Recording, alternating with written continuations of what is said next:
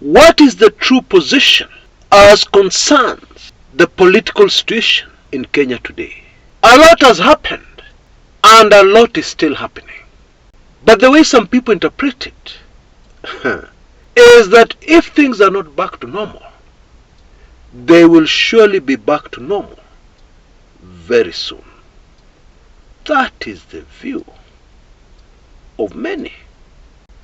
You see, there was a time in Kenyan politics, not too long ago, when shallow political analysis would cut it.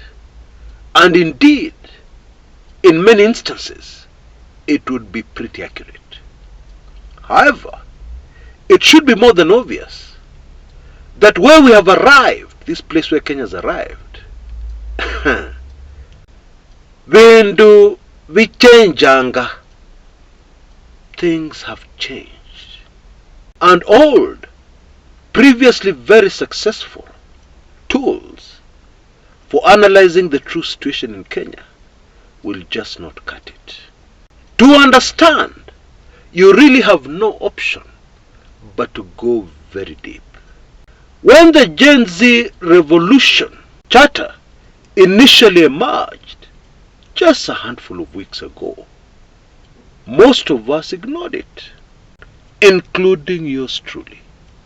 Many of us felt that it wasn't worth our time. Well, as we all know, we were wrong, because everything changed. And I have not yet seen any evidence, and I don't think I'll ever come across it, that things will go back to what they were before. And although it is widely believed that that one is now over, in my opinion, it is just getting started. And it is very far from being over. But that is not the only thing that should deeply worry and concern the Ruto regime. No! There is plenty more unfolding.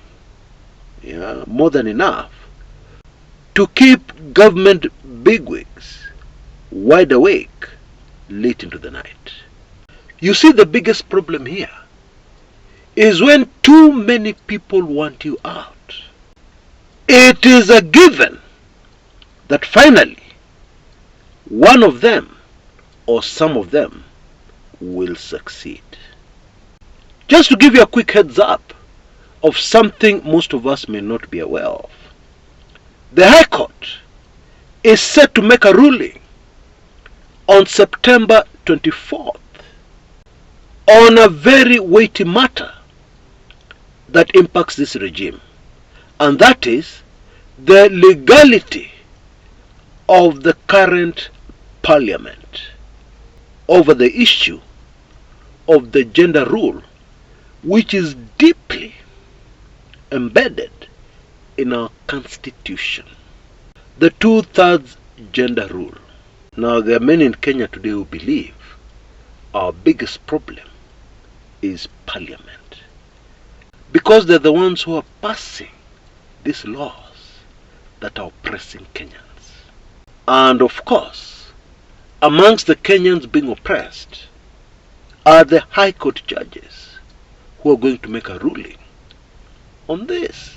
And there is actually a chance that this parliament could all go home, stand dissolved. And of course, if parliament goes home, Ruto too and his entire regime will go home. You see, and many don't realize this, never before in our history have so many Kenyans, indeed Kenyans en masse, right across the globe, ganged up, put their brains together, all with one single motive in mind: to remove the Ruto regime, to remove a government in power. That has never happened before in our history. And it should be pretty obvious that surely, finally, the people, the sovereign, will succeed. That should be pretty obvious. It is just a matter of time.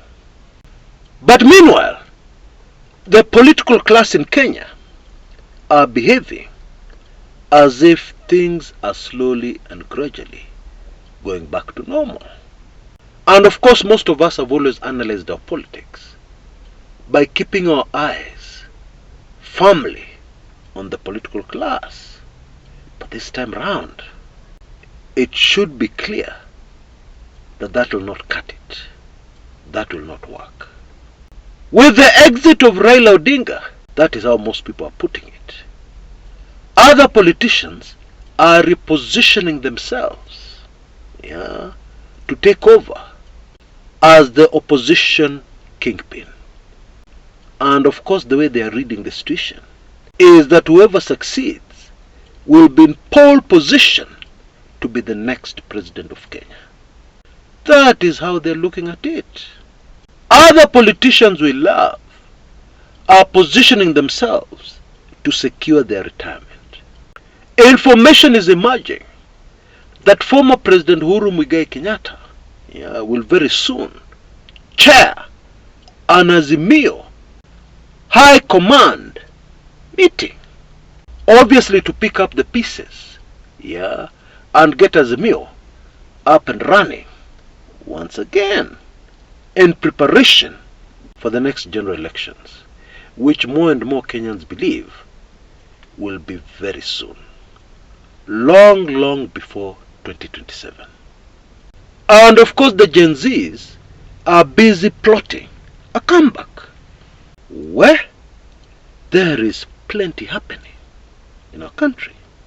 And surely we cannot ignore the wind of change which is sweeping right across Africa and seems unstoppable. And it may be useful to take note of the fact that the last time such a major wind of change was sweeping across the continent, there were some very similar events that unfolded. For instance, in the 50s, after the very sudden Mau Mau rebellion had broken out, and of course the colonial government had crushed it with plenty of help from England, the mood then was not very different from what it is now. There were many who felt that at last things would now go back to normal. The Mzungus, who believed they would live in Kenya forever, that they would rule Kenya forever, were saying to themselves, finally we've gotten rid of the Mau Mau. Now things can go back to normal in our little paradise here in Africa.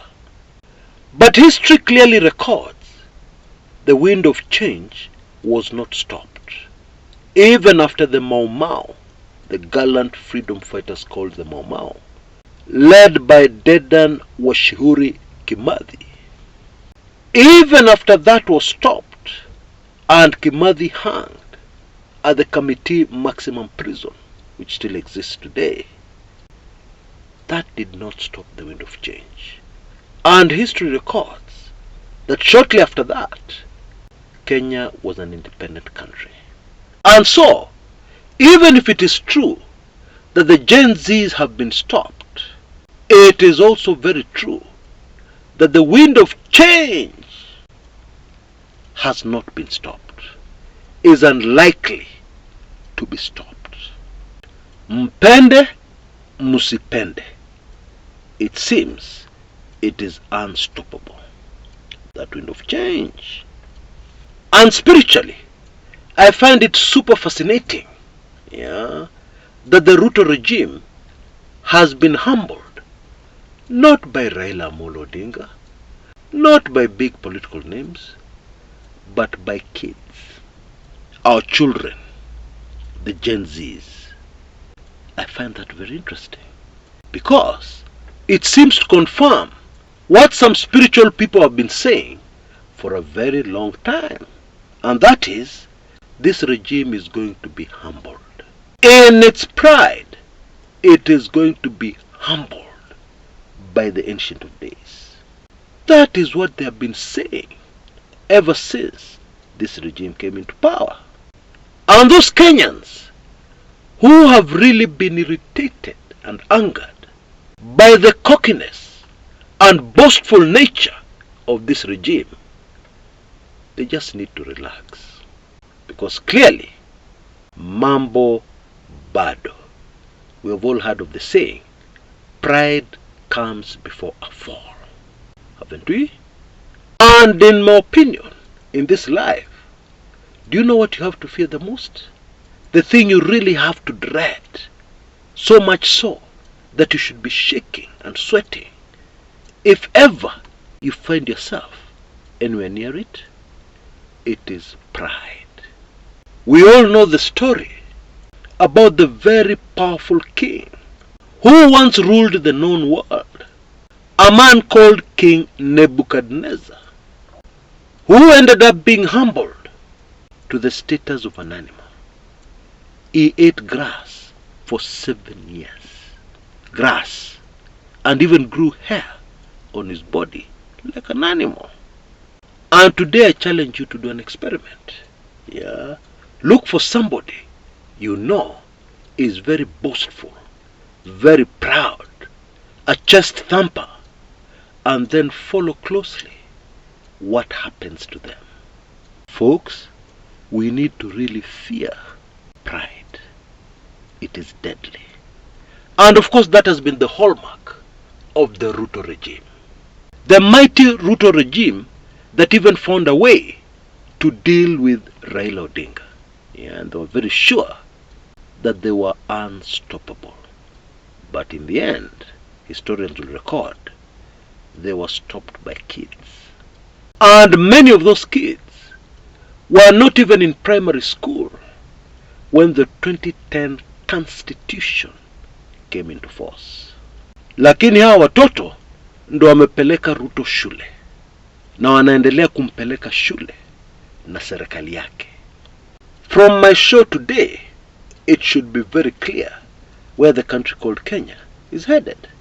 Despite how politicians are behaving, despite what you're reading in the media, despite what respected political analysts are telling us, very, very busy analyzing 2027,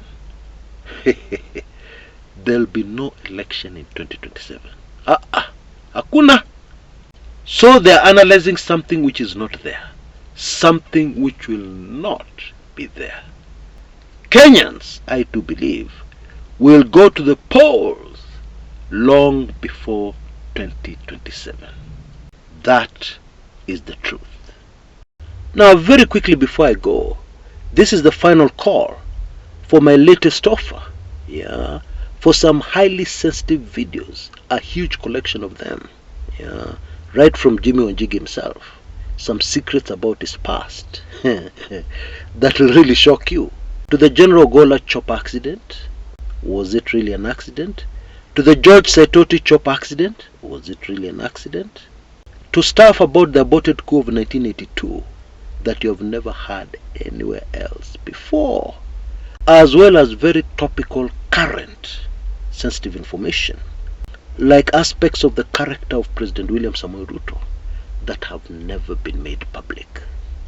Indeed, I would not be exaggerating if I tell you this is the hottest collection of sensitive information in one place that I have ever put together in my almost 20 years with the Kumekucha brand. Oh yes, and that's not an exaggeration. Now you can see details on your screens right now. For only Kenya shillings 1999 or $15, you can have this pop inside your inbox, your email inbox, a collection of sensitive videos like no other. And now we have entered the kipindi cha lala salama, the final call, your final chance to grab this opportunity. Don't miss it. Don't be left out. Act immediately. The details are also repeated in the description area below this video on YouTube and also in the comments area. Until next time, this is Chris Kumekucha.